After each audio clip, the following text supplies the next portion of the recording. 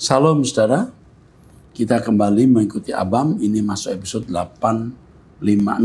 Silakan Pak Yehuda membacakannya. Baik Pak, yang pertama dari seorang wanita berusia 35 tahun menikah. Shalom Bapak Pendeta Erastus, saya mendengar khotbah Bapak sejak 5 tahun yang lalu. Dan saat itu saya merasakan seperti cinta mula-mula.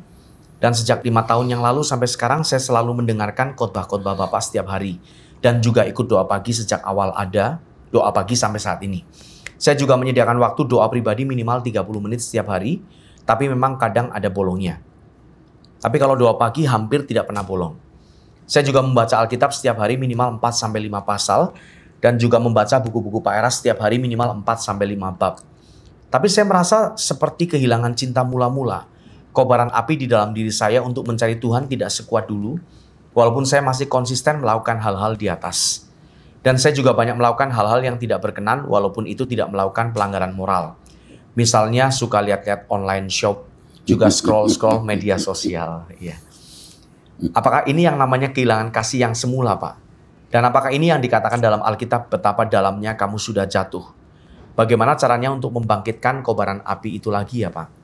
Kalau betapa dalamnya kamu sudah jatuh, kayaknya tidak ya. Cuman kesalahan kamu satu, kamu tidak punya target. Ketika kamu tidak punya target, kamu kurang berambisi untuk sampai puncak, kamu jadi lemah. Jadi caranya begini, kamu harus punya target untuk mencapai puncak. Puncak kesucian, puncak keberkenanan di hadapan Allah, puncak memuaskan hati Tuhan. Itu dikobarkan, baru kamu akan punya mesin rohani bergerak. Jangan puas dengan apa yang sudah kamu capai.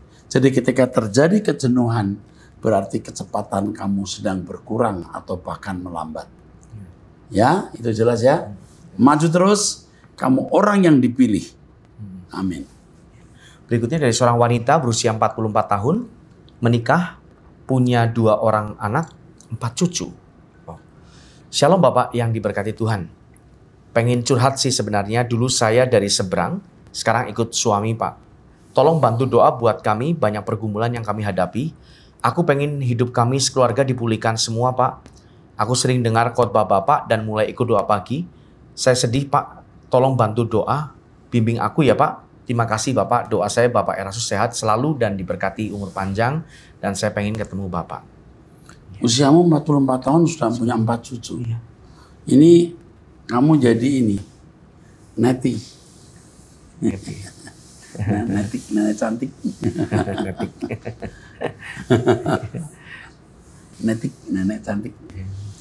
Begini, kamu harus bersyukur dengan keadaanmu yang kamu alami sekarang. Sebab kalau keadaanmu nyaman-nyaman, kamu tidak akan merindukan langit baru, bumi baru. Ya. Satu hal yang belum kamu bisa hayati adalah bahwa ikut Yesus itu pikul salib. Ya, kamu belum mengerti dengan benar dalam hal ini. Tapi Tuhan sekarang sedang mengajari kamu pikul salib. Jangan nyaman di bumi sampai tidak merindukan dunia lain. Nah, keadaan yang kamu alami sekarang ini sebenarnya hanya mau mengarahkan kamu supaya kamu merindukan dunia lain yang lebih baik. Ketika kamu mengarahkan dirimu kepada dunia lain yang lebih baik, yaitu langit baru, bumi baru, masalah-masalahmu akan diselesaikan oleh Tuhan, supaya kamu tidak terganggu untuk menjadi berkat bagi orang lain. Tuhan tidak mau mengganggu kita dengan banyak masalah, sehingga kita tidak bisa menjadi berkat bagi orang lain. Tetapi menjadi masalah kalau kita tidak punya masalah, sampai kita tidak ingin ke langit baru, bumi baru. Oke? Maju terus, Tuhan menyertai. Amin. Berikutnya dari seorang pria berusia 42 tahun, menikah, memiliki 2 orang anak, tinggal di Kalimantan Tengah. Shalom Om Eras, saya mau konsultasi. Istri saya dulu dari Muslim, dan saya sewaktu belum kenal Tuhan, saya punya masa lalu yang jelek. Saya pernah masuk Islam ikut istri saya. Tapi setelah waktu berlalu, istri saya mau saya ajak masuk Kristen, tapi saya masih jauh dari kebenaran. Memang kami sama-sama dibaptis lagi. Setelah saya putuskan, saya menjauh dari keluarga istri saya, merantau ke Kalimantan Tengah. Sebelumnya di Kalimantan Selatan, sampai akhirnya saya ketemu hamba Tuhan. Saya mengenal kebenaran, saya mulai belajar dan berkomitmen untuk hidup suci. Dan saya semakin semangat. Tapi saya agak terganggu karena istri saya takut kalau ketahuan sama orang tuanya. Dia tetap mau merahasiakan. Apakah Tuhan masih mau memahami kondisi seperti ini, Om? Apakah kami masih layak? Mohon pencerahannya, Om, karena saya pernah WA di Abang, nggak kejawab. Oh, Iya. pasti sih kejawab sih. Iya. Oke. Satu kali pasti keadaan istrimu yang pindah ke agama Kristen ketahuan. Iya. Pasti. Pegang ucapan saya, pasti. Dan saat itu harus berani mengakui. Kehilangan siapapun dan apapun tidak masalah.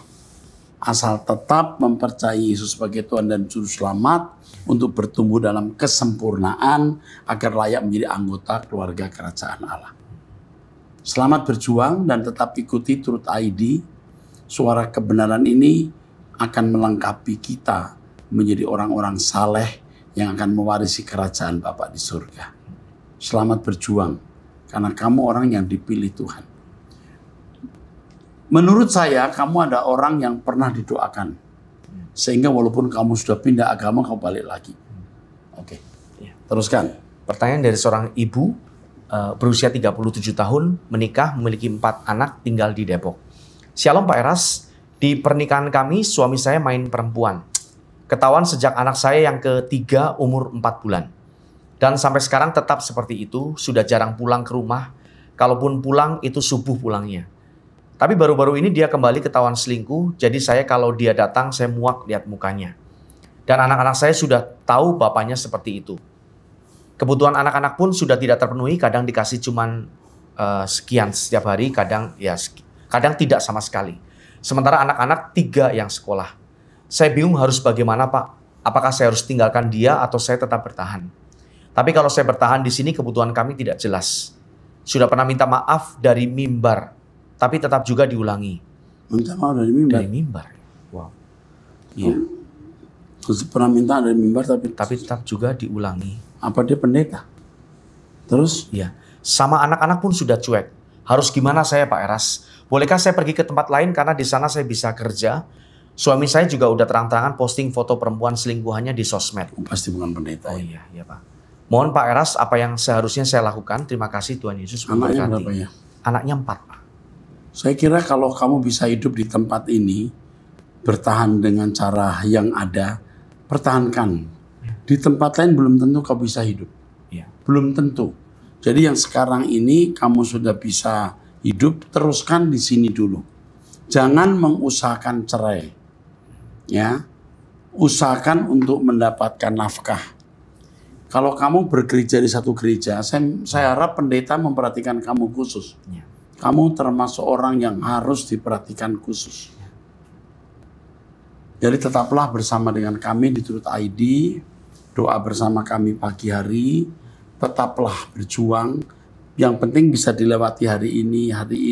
Nanti kita bisa selesaikan semua. Ya, saya kira cukup ya. Dan kalau lihat suami muak tadi itu, jangan. Dia orang sakit. Hadapi dia bukan sebagai orang waras. Tapi sikapi dia sebagai orang sakit. Jiwanya sakit. Ya, kamu tidak boleh memperlakukan dia sebagai orang sehat. Jangan mengenakan ukuran badanmu, ukuran hidupmu ke dia. Dia sakit. Yang penting kamu jalan hidup dari hari ke hari. Ya, saya kira cukup ya. Teruskan. Berikutnya dari seorang pria berusia 42 tahun, menikah tinggal di Palangkaraya. Shalom Om Eras, saya sudah lama ikut belajar kebenaran, ikut doa pagi, dari pertama diadakan, dan sangat banyak mengubah hidup saya walaupun memang berat, tapi saya berkomitmen harus bisa. Ini dari sekian banyak orang yang menyaksikan bahwa doa pagi itu mengubah. Ya. Yuk. Yang mau saya tanyakan, istri saya tidak berani mengakui sama orang tuanya kalau sudah ikut saya jadi Kristen. Karena takut. Jadi apakah yang harus saya lakukan? Sementara takut ya diem dulu. Ya. Sampai nanti akan pasti ketahuan dan waktu itu harus berani menyatakan imannya. Sekarang yang penting tidak diketahui, tidak usah cerita, enggak apa-apa. Pertumbuhkan imannya dulu. Oke, teruskan. Ya, itu saja Om Eras. Semoga tim Abam selalu tetap memberkati banyak orang. Dan kapan Om Eras ke Palangkaraya, saya pengen banget ketemu Om. Tuhan Yesus memberkati, terima kasih. Rasanya saya pasti ke Palangkaraya, di sana ada pendeta Yosef Sura, itu termasuk orang dekat saya. Saya pasti akan datang ya. Tuhan berkati. Ya. Berikutnya dari seorang wanita berusia 55 tahun menikah tinggal di Bali. Shalom Pak Pendeta Erastus yang saya hormati. Saya mau tanya, yang pertama kenapa dalam perjanjian lama isinya cuma peperangan bangsa Israel? Enggak semuanya. Ini khususnya di kitab Keluaran. Ya. Raja-raja, Ya. imamat itu ada atau bilangannya. Ya. Tetapi yang lain tidak isi perang-perangan terus. Ya, oke, terus. Salah sedikit ditumpas. Kok gampang banget bunuh manusia? Iya. Begini, kita harus melihat latar belakang setiap tindakan Tuhan. Tuhan tidak pernah bertindak tanpa alasan. Jadi kalau Tuhan menumpas bangsa-bangsa lewat Israel, karena memang bangsa-bangsa itu sudah saatnya harus dihukum. Tuhan memakai umat pilihan untuk menghukum mereka. Oke? Terus. Dalam perjanjian lama, terkesan Allah cuma ngurusi orang Israel melulu. Bangsa-bangsa lain kemana ceritanya?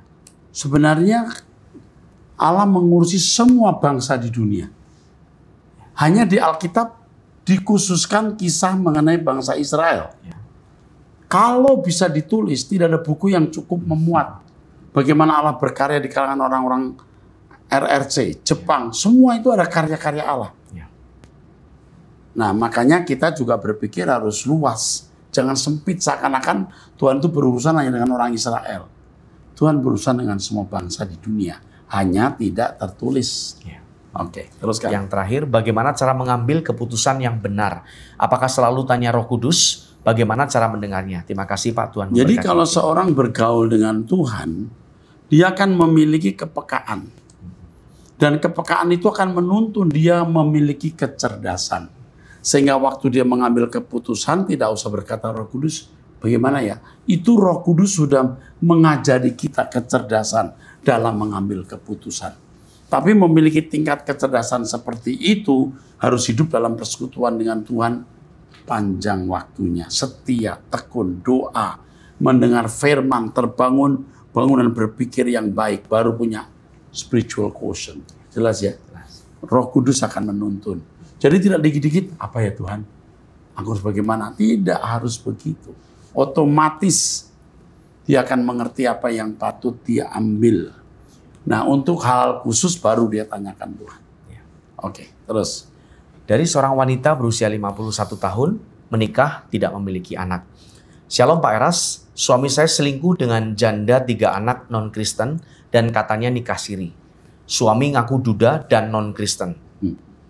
Sekarang suami hidup dengan selingkuhannya. Meninggalkan saya tanpa kata apalagi keputusan. Pernah saya tanya katanya mau pertahankan pernikahan. Tapi nyatanya dia hidup dengan selingkuhannya. Berdosakah kalau saya menceraikan suami tanpa sepengetahuan dia? Karena nggak tahu di mana keberadaannya. Makasih Pak atas jawabannya. Umurmu sudah 51 tahun. Ya. Saya kira kalau kamu menikah nanti banyak masalah. Toh juga tidak akan punya anak. Ya. Sebaiknya kamu gantung saja. Kamu juga nggak usah cari-cari suami. Kamu cari Tuhan saja. Itu. Ya, kamu jangan cari masalah deh. Kamu cari Tuhan saja, nggak usah ngurusin suami, dia mau pulang atau tidak, nggak usah mengusahakan perceraian, cari nafkah untuk hidup kamu. Dan yang terakhir, ini penting, kamu tanya Tuhan, apa yang Tuhan rencanakan dalam hidupmu untuk kau lakukan? Entah kamu melayani orang tua, panti jompo, yatim piatu, atau apa, pasti ada tempat kamu melayani Tuhan. Oke? Ya. Itu, Tuhan berkati. Berikutnya dari no name 087836 sekian. Apa perbedaan antara Hades dan Firdaus, Pak? Hades itu artinya dunia orang mati. Sinonimnya Sheol di Perjanjian Lama. Kalau Firdaus itu dari bahasa Ibrani Pardes, bahasa Aram juga ya. Dalam bahasa Yunaninya Paradeisos artinya taman, garden atau park. Jadi kalau Hades itu dunia orang mati, kalau Firdaus itu taman. Nah di dunia orang mati ini ada tempat nyaman. Kalau itu ada di situ berarti Firdausnya. Ya. Dunia orang mati itu memang misteri. Tetapi Firdaus itu tempat yang nyaman yang Yesus berkata kepada penjahat di samping salibnya. Hari ini kau bersama dengan aku di Firdaus. Artinya kamu akan kubawa ke tempat yang nyaman. Oke, terus. Berikutnya dari seorang wanita berusia 56 tahun, janda ditinggal meninggal, Jakarta Barat. Ya. Suami saya sudah meninggal tanggal bulan 4 ya Pak, tahun 2023. Belum Tetapi lama ya. iya belum lama. Tetapi waktu dia meninggal banyak meninggalkan pengkhianatan karena perselingkuhan. Pertanyaannya bagaimana penyelesaiannya? Karena sampai saat ini saya masih membencinya. Kalau bisa saya bertemu dengan. Oke, nanti dilayani nak. Ini Bu, ini sakit ini. Ini sakit ini. Jiwanya sakit dia. Ya, jangan, ini wanita juga harus dilayani wanita. Ya. Ini pengalaman juga ya, waktu meninggal baru ketahuan suaminya tidak benar. Tapi untuk ibu ini kamu percuma benci. Percuma kamu dendam, toh sudah meninggal. Jadi kalau you itu dendam, benci menunjukkan you nggak dewasa. You belum matang. You memberhalakan perasaan. You egois. You masih egosentris. Sekarang kita mau kristosentris. Teosentris, tertuju ke Tuhan. Yang sudah ya sudah. Sekarang mengarahkan diri ke Tuhan saja. Ya, mencari Tuhan saja. Lupakan yang sudah terjadi, yang di belakang. Sekarang yang penting kita bersiap-siap menghadap tahta pengadilan Tuhan. Karena masing-masing kita harus bertanggung jawab atas diri kita sendiri. Suami tidak perlu bertanggung jawab pada kita juga tidak bertanggung jawab tidak mempertanggungjawabkan perbuatan kita kepada orang lain. Suami tidak mempertanggungjawabkan perbuatannya kepadamu, tapi kepada Tuhan, karena sudah meninggal. Jadi sekarang kita cari Tuhan saja, Bu. Ya, oke. Teruskan. Dari seorang wanita berusia 52 tahun, memiliki 2 orang anak, 27 dan 25 tahun, tinggal di Bandung. Saya mau berterima kasih untuk khotbah firman Tuhan yang dibawakan. Saya mengikuti khotbah Bapak sejak 2015 lalu. Saya merasa terberkati oleh setiap khotbah Pak Eras, dan khotbah yang Bapak sampaikan adalah obat yang manjur bagi saya dalam mengatasi setiap tekanan dan tantangan dalam hidup ini. Oh ya Pak, saya pernah mengalami titik terendah dalam hidup. Saya depresi dan hampir gila. Tapi puji Tuhan karena saya punya Tuhan Yesus yang hidup. Karena saya percaya setiap pencobaan yang Tuhan izinkan tidak melebihi batas kemampuan saya. Dan saya bersyukur dipertemukan channel Suara Kebenaran tahun 2015 dan saya rutin mendengarkan setiap khotbah dari Pak Eras tentang perubahan karakter untuk hidup suci berkenan bagi Tuhan. Walau tidak mudah Pak untuk menjalani hidup berkenan pada Tuhan, apalagi dalam hal kekudusan. Karena saya pisah dari suami sudah sangat lama. Ya, jadi ini sekian banyak kesaksian. Sekian banyak ketika dalam keadaan depresi, di titik rendah ketemu Truth ID, mendengar khotbah kita. Sehingga dipulihkan atau dikuatkan. Sampai berapa kali kita dengar orang berkata, jika tidak mendengar khotbah di Truth ID, entah jadi apa kami. Ini menunjukkan Tuhan memang memberkati jemaat lewat pelayanan kami. Segala kemuliaan bagi Tuhan.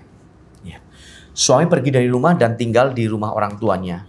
Saya depresi karena merasakan tekanan dalam pernikahan yang menyakitkan lahir dan batin.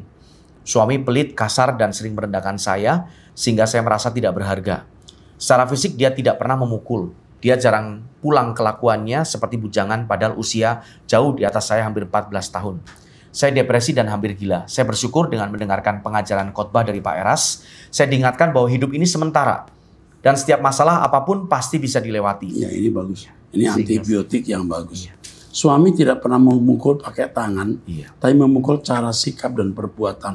Tidak kalah menyakitkannya. Sehingga saya kuat. Oh ya Pak, saya berdoa buat kesehatan Pak Eras dan keluarga besar GSKI, sehat selalu dan semakin kuat di dalam Tuhan Yesus.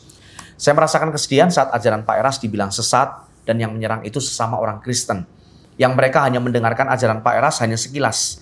Padahal ajaran yang diajarkan Pak Eras benar-benar murni, membuat saya terkoreksi dari dalam.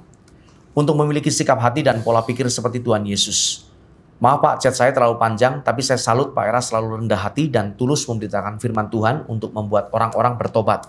Walau banyak hujatan diserang, sesat. Sekali lagi terima kasih Pak untuk ajarannya yang membuat saya diingatkan optimis dalam menghadapi setiap musim kehidupan. Ibu sudah melewati titik terendah. Ibu sudah melewati masa kritis. Maju terus Bu. Ibu bersama-sama dengan kita pulang ke LB3. Ya, jangan terdistrak. Pikiranmu jangan menjadi terganggu oleh kelakuan suami. Ya, udah anggap tidak punya suami.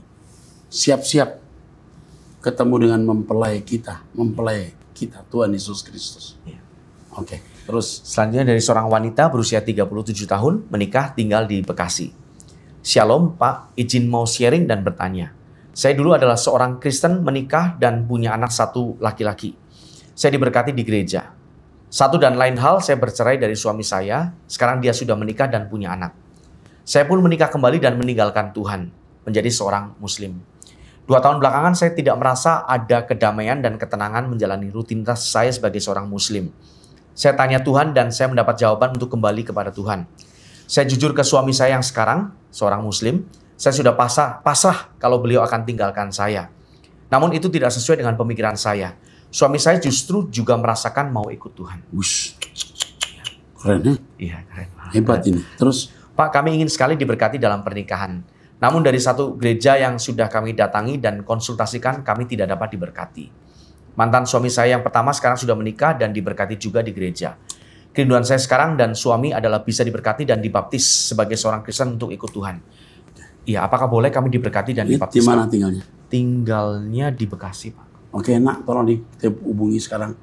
Bilangin kami Gereja Rehoboth akan melayani Bapak Ibu. Sekarang di SMS. Oke. Yuk. Baik. Berikutnya dari seorang wanita berusia 65 tahun, menikah, tinggal di Surabaya.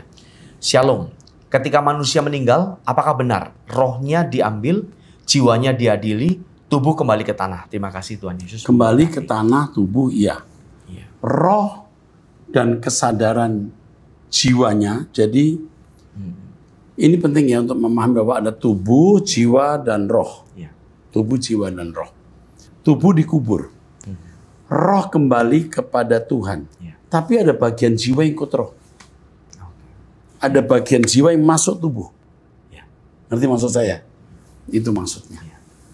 Oke, saya kira cukup itu saja. Dan rohnya inilah ada kesadaran. Oke. Ini pertanyaan berarti yang diadili, lalu kemudian roh yang... Yang diadili itu yaitu jiwa, roh, kesadarannya. Kesadaran itu ya. Kesadarannya itu. Di dalam rohnya. Jadi begini, roh itu kan tidak punya kesadaran pada mulanya. Kesadaran itu di jiwa. Nah, kalau jiwanya rusak, dia masuk neraka. Tapi kalau kesadarannya benar karena diproses, maka dia masuk surga. Nah, manusia si aku kekalnya inilah yang diadili. Manusia batiniah ya. Jadi sebenarnya begini, ini kalau saya ada gambar, saya gambarkan antara tubuh, ya, roh, ketemu kan? Lalu ada jiwa. Jiwa itu mediatornya. Pikiran, mata, telinga dimasuki input, masuk ke jiwa. Betul nggak? Yang paling banyak mengisi jiwa masuk ke roh, jadi kesadaran. Nah kalau yang masuk ini baik ya kesadarannya bagus. Ya kalau yang masuk buruk ya kesadarannya buruk. Nah ini yang jadi manusia kekal. Nangkap ya? Oke nanti digambar. Oke teruskan. Ya. Berikutnya dari seorang pelajar berusia 16 tahun tinggal di Tomohon. Shalom, saya mau bertanya, apakah Yesus Kristus sama dengan Isa Al-Masih, Pak? Bisa tidak sama karena pandangan terhadap kata Isa Al-Masih dengan pandangan Yesus itu beda. Tetapi secara nama sinonim juga boleh. Seperti Erastus itu di bahasa Mandarin Ilatu. Itu sama. Yang penting itu bukan Erastus atau Ilatunya, tetapi memandang si Erastus itu benar enggak? Memandang Erastus sama dengan Ilatu ya sama. Itu maksudnya ya. Oke, saya kira itu. Ini soalnya ada rumitnya begini. Kalau di dalam agama Islam memandang nama Yesus itu Isa Al-Masih, Kristen Yesus. Ini sama enggak? Mungkin yang dimaksud sama. Tapi menjadi tidak sama ketika cara memandang Yesus dan Isa itu beda. Oke, teruskan. Selanjutnya dari seorang wanita berusia 47 tahun, menikah, satu anak. Mungkin ini pribadi. Ya, pribadi, Pak. Sifat pribadi. Tolong nak, ini dibantu nak. Coba nanti dilihat. Terus. Ya, baik. Saya lanjutkan dari seorang wanita 27 tahun, single tinggal di Jakarta. Shalom Pastor, ini adalah pertanyaan saya kedua yang saya ajukan di album ini. Jujur saya rasanya mau bunuh diri saja karena keadaan yang saya alami saat ini. Rasanya saya belum bisa berbuat apa-apa untuk keluarga terutama orang tua.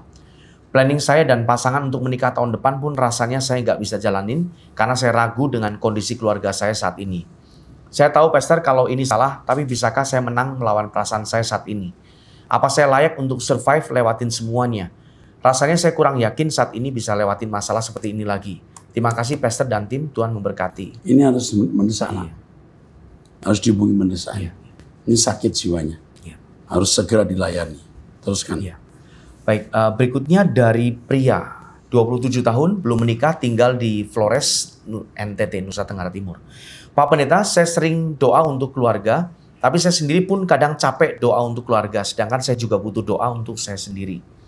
Kadang saya merasa doa terlalu lama juga capek. Tapi ketika saya rasa drop, apakah saya harus tetap doa untuk keluarga dulu, ataukah doa untuk saya sendiri dulu, Pak Pendeta? Soalnya saya kalau doa hanya untuk diri sendiri saat saya butuh pertolongan Tuhan, tapi tidak doa untuk keluarga, saya merasa berdosa.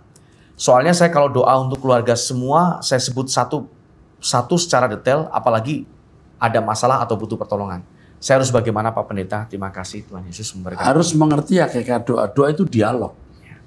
Dalam dialog itu pun Roh Kudus pimpin kita. Apa yang perlu kita doakan dulu, apa yang perlu kita percakapkan. Jadi rileks aja. Jangan mesti harus ini orang tua dulu atau saya dulu. Rileks saja. Kalau kita ketemu orang tua, kita ngobrol juga nggak pakai sistem kok. Urusan apa dulu. Apa yang kita merasa mendesak untuk diucapkan dulu, ya ucapkan. Apa yang tidak perlu diucapkan, ya nggak perlu diucapkan. Itu aja. Nanti Roh Kudus akan pimpin. Tapi biasakan punya waktu khusus. Waktu khusus untuk bertemu Tuhan. Di situ Tuhan akan mengajari kita berdoa. Paling tidak latih dulu doa pagi jam 5 bersama kami waktu Indonesia Barat setiap pagi. Ya, oke. Ini ada gambar ya. Iya. Ini gambar ini bagus loh. Iya, iya. Ini sebenarnya bagus, hidup ya.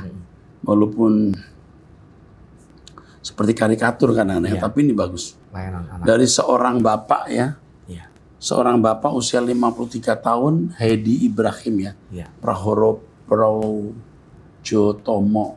Iya. Oke, nanti kita akan Iya, ini mau support pelayanan begitu, Pak. ya ini mau bisa. Ini bisa Salam Langit Baru, hubungi baru, baik Pak. Nanti kami akan hubungi Bapak dengan talenta bisa menjadi berkat bagi Indonesia. Oke, sampai jumpa di episode yang akan datang. Ini episode 856, berikutnya 857. Sampai jumpa, Tuhan berkati.